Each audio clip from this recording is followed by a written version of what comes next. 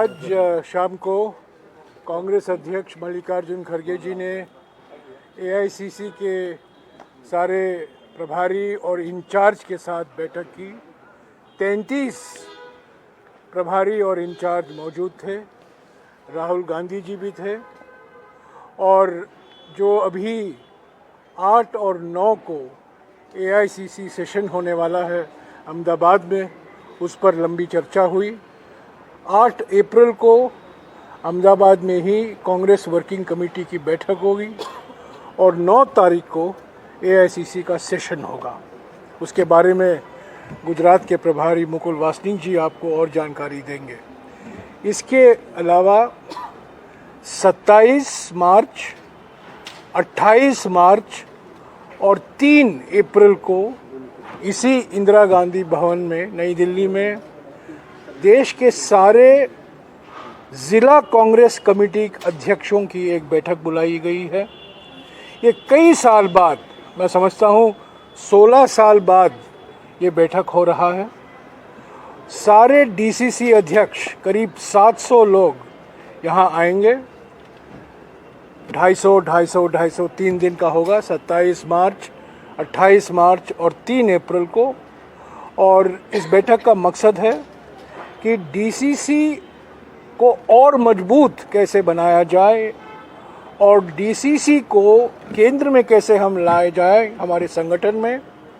ये जैसा कि आप जानते हैं, बेलगावी में 26 दिसंबर 2024 को नव सत्याग्रह बैठक हुआ था और वहाँ जो रेजोल्यूशन पारित किया गया, नव सत्याग्रह रेजोल्यूशन संकल्प, उसमें हमने ये कहा था कि 2025 संगठन का वर्ष होगा। संगठन सृजन कार्यक्रम की घोषणा की थी और उसी संदर्भ में 27 मार्च, 28 मार्च और 3 अप्रैल को डीसीसी अध्यक्षों की बैठक बुलाई गई है और उस पर लंबी चर्चा होगी। और आज शाम को करीब 3 घंटे तक खड़गे जी, राहुल जी और सभी प्रभारी और इंचार्ज इन 2 विषयों पर उन्होंने बातचीत की।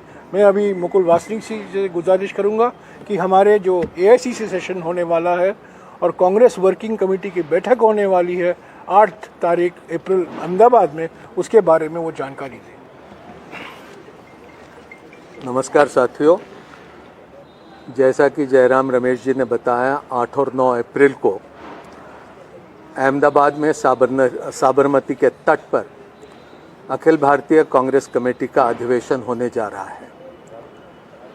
1907 में सूरत में, उसके बाद हरिपुरा, जहां पर सुभाष चंद्र बोस कांग्रेस की अध्यक्षता करी। फिर आज़ादी के बाद 1961 में भावनगर में अखिल भारतीय कांग्रेस कमेटी का अधिवेशन हुआ। दांडी यात्रा जैसी ऐतिहासिक यात्रा, बारडोली जैसा सत्याग्रह, गुजरात की एक अहम भूमिका भारत के स्वाधीनता आंदोलन में रही और भारत को, एक आज़ाद भारत को मजबूत नींव पर खड़ा करने में गुजरात की एक अहम भूमिका रही। वहाँ पर हम फिर एक बार कांग्रेस का वहाँ पर अधिवेशन करने जा रहे हैं। इस वर्ष सरदार वल्लभ भाई पटेल जी की 150वीं जयंती भी पूरे मुल्क में मनाई जा रही है और आज के राजनीतिक परिप्रेक्ष्य में ये हमारा अधिवेशन बहुत महत्वपूर्ण रहेगा। हमारी 8 तारीख को जो कार्यकारी की बैठक होगी वो एक एक्सटेंडेड कार्यकारी की बैठक होगी, जिसमें हमारे सीडब्ल्यूसी के तमाम साथियों के साथ साथ एक्सटेंडेड वर्किंग कमेटी में जो तमाम साथी आते, जिसमें प्रदेश कांग्रेस कमेटी के अध्यक्ष और हमारे विधायक दल के नेता रहते हैं, वो सभी उसमें शामिल होंगे। उस दिन वहाँ पर जो एआईसीसी के अधिवेशन में प्रस्ताव रखा जाएगा उस पर चर्चा होगी, उसको एक अंतिम रूप दिया जाएगा और वहीं प्रस्ताव को लेकर दूसरे दिन यानी 9 अप्रैल को हम अधिवेशन के समक्ष उसे प्रस्तुत करेंगे। सुबह से लेकर शाम तक के 9 तारीख को ये अधिवेशन पूरा होगा और हम ये उम्मीद रखते हैं कि ये एक बहुत ही महत्वपूर्ण घटना आने वाले समय में साबित होगी।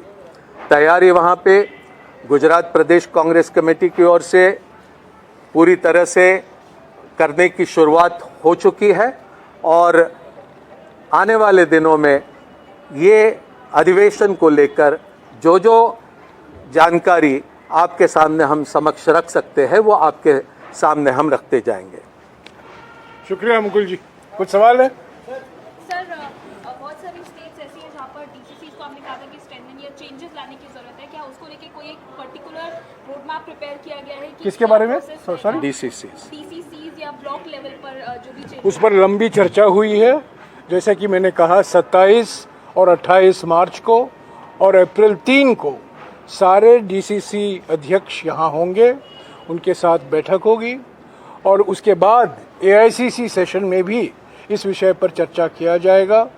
इस पर बिल्कुल सर्वसम्मति है कि डीसीसी को संगठन के केंद्र बिंदु में हमें लाना चाहिए, इसको और मजबूत करना है, डीसीसी अध्यक्षों को और सशक्त बनाना है और डीसीसी के को सशक्त बनाने के लिए ही ये 3 दिन का अधिवेशन हो रहा है।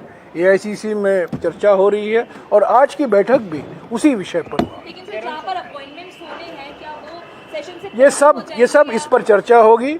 आज विस्तार से इस विषय पर चर्चा हुआ और सभी लोगों ने ये राय दी कि हमें डीसीसी को और मजबूत और सशक्त बनाना है।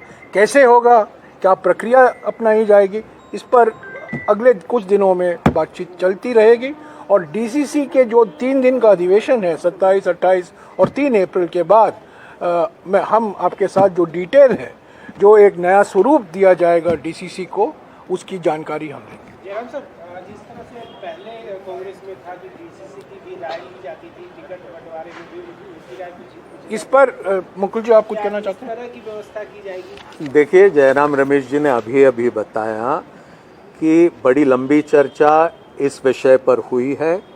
केंद्र बिंदु की तरह जिला कांग्रेस कमेटी के अध्यक्ष को हम संगठन में जगह देंगे, उनके अधिकारों को और विस्तार पूर्वक बनाने का हमारा प्रयास रहेगा। ज़मीन पर संगठन और सशक्त बनाने में उनकी भूमिका अहम रहेगी और इसीलिए उस पर काफ़ी गहरी चर्चा हुई है। लेकिन हम पूरी की पूरी बात जब इस पर अंतिम फैसला होगा आपके समक्ष रखेंगे। फेजेस में आपके सामने कोई बात बताना मुनासिब नहीं होगा। सर, गुजरात को ही आपने अधिवेशन के लिए चुना क्योंकि इससे पहले राहुल गांधी ये कह के आए, कहा उन्होंने संसद में भी कि हम गुजरात में भाजपा को हराएंगे, उससे पहले खुद भी वहाँ होकर आए। तो क्या गुजरात को एक पायलट प्रोजेक्ट के तौर पर डीसीसी के मामले में भी और दूसरे सेशन को भी देके कुछ संदेश देने की कोशिश है क्या कांग्रेस पार्टी? देखिए, गुजरात मुल्क के लिए, कांग्रेस के लिए एक बहुत महत्वपूर्ण प्रांत है। राहुल गांधी जी ने जो बात कही है कि गुजरात में हम फिर कांग्रेस को वहाँ पर सशक्त बनाएंगे और भारतीय जनता पार्टी का हम वहाँ पर डटकर मुकाबला करेंगे, वो एक तरह से सारे के सारे कांग्रेस जनों के लिए एक मार्गदर्शक के तौर पर उसे हम सभी देखते हैं। राहुल गांधी जी का वहाँ पर जाना अपने आप में महत्वपूर्ण रहा है।